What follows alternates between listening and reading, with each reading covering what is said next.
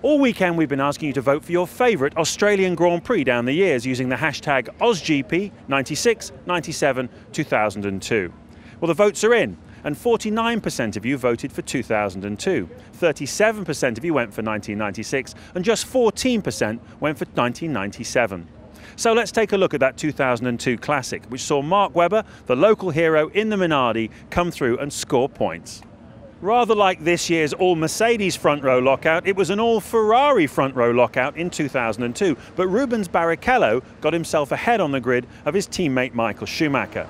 This, though, was a race with very high attrition and a lot of retirements, and many of them came in the opening corner. A pile-up involving 8 cars, triggered by Rubens Barrichello being hit up the back by Michael Schumacher's brother, Ralph.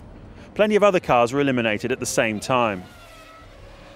One of the most exciting battles in this Grand Prix was between the Minardi of Mark Webber, which didn't have top gear, and the Toyota of Mika Salo, who was closing fast on him. In the closing stages of the Grand Prix, there was drama. The Aussies were on their feet. Was their boy going to score some points and be an unlikely underdog hero?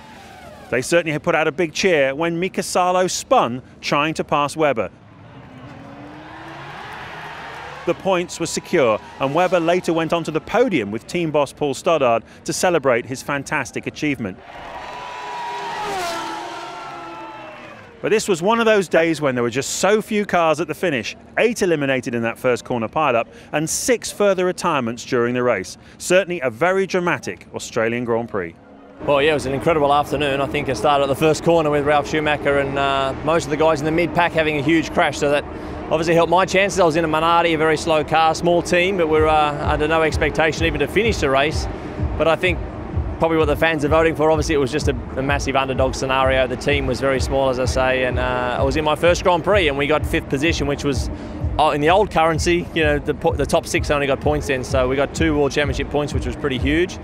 And the crowd just went absolutely mental. So yeah, it was a very, very special day for me, and even Ferrari were clever enough with Michael to say, actually, we need to go down and see Minardi and have a photo with those guys, because that's probably the only way they're going to make the papers the next day.